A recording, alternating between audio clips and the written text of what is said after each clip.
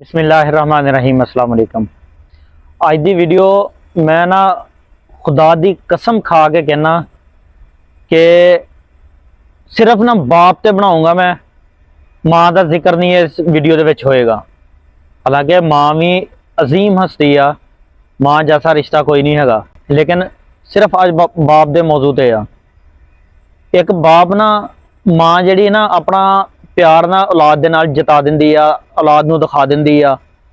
जिहड़ा एक बाप ना, खुदा दी कसम खा के कहना कि वो बाप कदी अपना प्यार जिहड़ा ना जल्दी औलाद नूं जताउंदा नहीं हैगा, औलाद नूं दिखाउंदा नहीं, लेकिन हाँ करदा बेपनाह हुंदा। मतलब आ कि बाप जिहड़ा ना औलाद दी खातर अपनी जिंदगी दाव ते ला दिंदा, औलाद दी खातर सारी जिंदगी परदेसां च कट दिंदा, औलाद दी खातर दर बदर टके टके बंदे दी गल सुनदा। मैं अज ना एक बंदे दे नाल गल कर रहा सीगा, वो भी प्रदेश दे विच उहनूं काफ़ी अरसा गुजर चुकिया।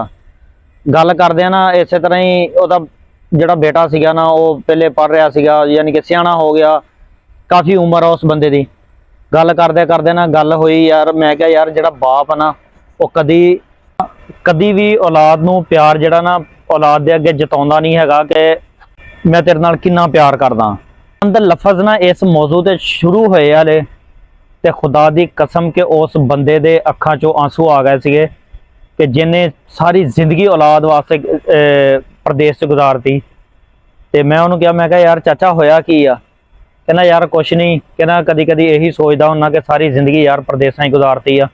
कहना मेरा मुंडा भी हुण बाहर चला गया सऊदीया, हुण तां कहना औलाद नाल मुलाकात भी बस किस्मत नाल ही आ, अगर जिंदगी मिला देवे तां। कहना वो सऊदीया चला गया, मैं इत्थे हाँ, पता नहीं हुण किस्मत या नसीब।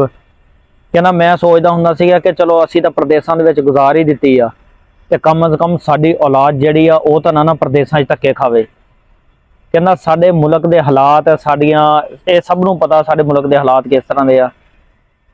कहना मजबूरियां ने इत्थे तक पहुंचाता कि मुंडे नूं भी बाहर भेजना पै गया।